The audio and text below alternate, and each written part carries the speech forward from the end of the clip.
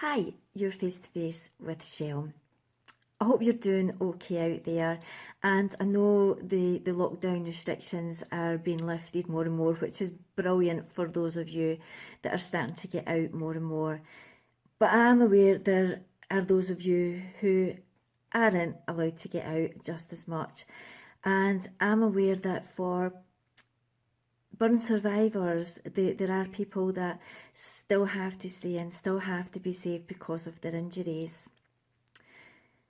And I was thinking back as well, and I think I said at the beginning of this series that when I was first burned, it was a form of self-isolation. I couldn't do the things that I could do before, and I had to spend a lot of time in the house.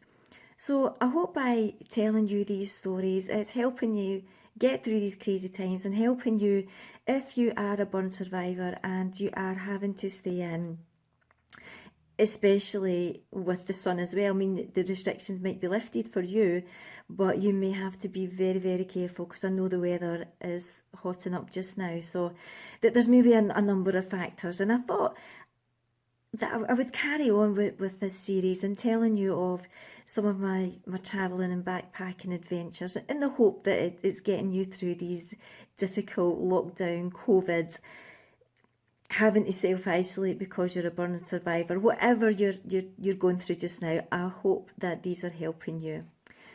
So the next story I want to tell you involves a train again, well, more of a tram. We decided that we wanted to go up to the High Tatras. Now, I'm really hoping I've pronounced that properly, and apologies if I haven't. And it was an absolutely beautiful place. And we had been staying in another town, and we'd looked up at these mountains and we thought, wow, really, really want to go and see these. So we took the little tram up just to have a look, and we're like, wow, as we climbed more and more, obviously it was getting more snowier and snowier. And there were ski resorts, so we're like, oh, but this is just amazing. How about we try and stay a couple of nights up here? So as we came back, we booked a couple of nights away. We couldn't get any more, which was a shame, but anyway, we booked a couple of nights away. So the next day we travelled up by tram again, and we were just loving the scenery. It was absolutely beautiful, and it was not long before Christmas, so it just really felt so magical. And as we were on the tram, we were just chatting and having a look out the window, and there was two other girls on opposite side from us, and their English was very, very good, and they asked us if there were any toilets on the train or the tram, and we said no, we don't think so. So they started chatting and asking where we were from and what we were doing. So we were telling them what we had done, our backpacking, that we had sold everything up and decided to come out on this adventure. And they're really interested, and they had some form of local brew. I honestly don't know what it was. And we were having a little tipple on the tram as well, and they offered us some, and I was like, okay, but I was like, whoa, what is that you're drinking? And we're like, no, thank you, we'll just stick to what we've got. You continue. Well, of course, these two young girls got very drunk very quickly. And as we got to, our stop was the end of the line, and as we got off, well, these girls followed us, and they were just falling about the place. One of them fell in the snow and couldn't get up, and honestly, what a carry on they were having. And one was trying to get the other one up who had fell, and we actually asked other guys on who were getting off the tram if they could help us, but they weren't interested at all, and they were like, no, and they just walked away. So I said to Chris, we can't leave them, but we had our hotel to find. It was getting not dark, but there wasn't much long of daylight left. And it was also someone back home, it was their birthday, and we wanted to call them and wish them happy birthday. So the girls were just having a right carry on, and to be fair, I don't know if they were maybe as drunk as what they were making out, but one in particular, she wouldn't get up, and Chris tried to help her. Now, bearing in mind, we've got our whole lives on our back, huge backpacks at the back, and a fairly substantial one at the front. And as Chris tried to help her, I don't know if she meant to fall. In hindsight, I think they were at it, to be honest. But she tripped and she took Chris down with her. Now, Chris has quite a bad back, and I was really none too happy that this girl was messing about. And as Chris fell, I could see him say, oh, I was like, right, Chris, enough, no. We have our hotel to find. We have our whole lives on our back here. If anything gets broken, you know, we can't just pop down the road and, you know, get a new rucksack or whatever. I said, come on. I think, as I said, you know, in hindsight, I think they were at it. So I said to the girl who wasn't on lying in the snow, I said, look, we really, really have to go and get our hotel. If you try and make your way to the station, because they were giggling and laughing and falling all about the place, and I thought, oh, okay. So if you make your way to the small sort of station, it was like a waiting room. We'll go and do what we have to do, find our hotel, phone who we have to phone, and we'll come back and see how you're doing, because they had said, would we go sledging with them and have a meal with them, which we thought, yeah, great, okay, it was very kind. So we found our hotel and called and wished this person happy birthday back home. And we said, right, we're ready to go. Come on, we'll go and see if they're there. So we went back and there was no sign of them at all. And I said to Chris, oh, you know what? They've probably got the next tram down. They'll have been fine. There was no sign at all of them. But we did go past this little station, the waiting room. Well, lo and behold, here they were. And they had a little audience around them. The one that had been lying in the snow, they both had managed to get themselves to this little shelter, what we'll call it.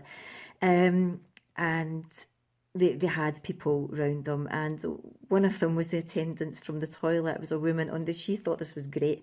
Obviously not a lot happens up there, and you know, she was pulling people out of the toilet and saying, oh, come on, look what's happening now. What I think she was saying anyway, because people would run out and and go with her and see what was going on. The police were there, and as soon as we walked into this little station thing, the one who hadn't been lying on the floor, and she said, and you, and she looked right at me, and I was like, wow, wait a minute, what do you mean, and me? Yous took the alcohol, yous were drinking it, you really, you know, you have to be responsible for yourself. I think she was trying to make out that I had given her the alcohol, and I was like, whoa, no, not at all. So she then got me to the side and she said, you know, you don't know what it's like here. You have no idea what it's like. I can't, the police are going to take me and they'll keep me. So once she had said this, I had the words with one of the officers and I said, look, what is going to happen? And he's like, nothing. We're just going to take them back. Nothing's going to happen whatsoever. What I reckon was they were underage and they were obviously going to get in trouble with their parents. That's what I reckoned was happening. But the ambulance was called as well because obviously, you know, they had to be safe and make sure that this one that was passed out was going to be okay. Well, lo and behold, the ambulance comes. As soon as the ambulance comes, she sits bolt upright, nothing wrong with her whatsoever. And I thought, you were at it. You're absolutely at it. I'm not saying she wasn't drunk, because she was, but obviously not as drunk as what she was making out to us. And I was a bit annoyed with him. I thought, do you know what? We tried to help you. Chris has fallen. And I'm like, nah.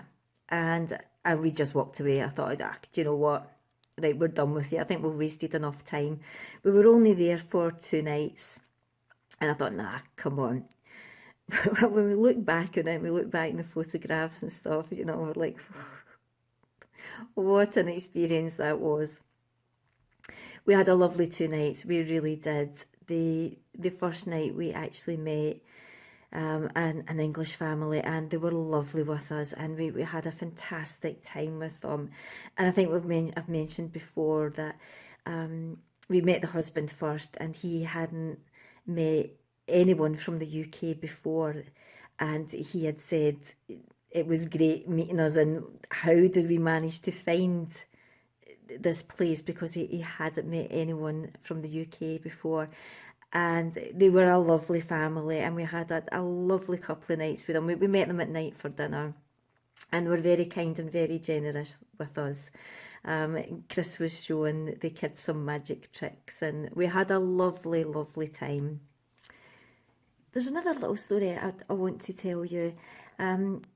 Our first backpacking was 2.5 years, and then we came back and we went out for 3 months, again to Spain and then into Portugal. And when we were staying in a beautiful place called Lagos, in the apartment, there was a beautiful photograph up of a mountain scene in summer. And Chris said, "We've been there." I was like, "What?" He says, "We've been there." He says, "That was the view from our room in the High Tatras." And I was like, wow, well spotted. So it is. The only difference being that ours, when we were there, our view was obviously very snowy, and this one was in summertime. But I was like, wow, awesome. Well spot there, Chris. It was just a really cool coincidence, and I just thought I wanted to tell you that.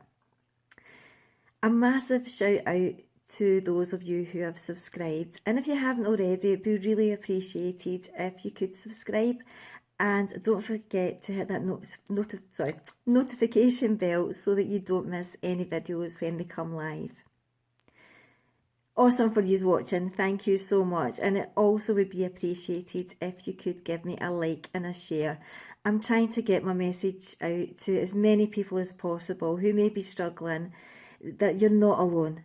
There are others out there who have gone through what you are going through, and I want to support as many people as I can and help them. Thank you again for watching. Stay safe, stay strong, and we'll chat soon. Bye.